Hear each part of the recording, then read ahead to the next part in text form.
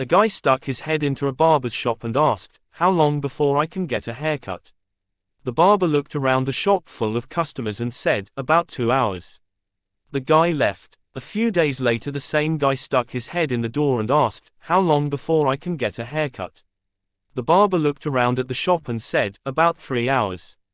The guy left. A week later, the same guy stuck his head in the shop and asked, "How long before I can get a haircut?"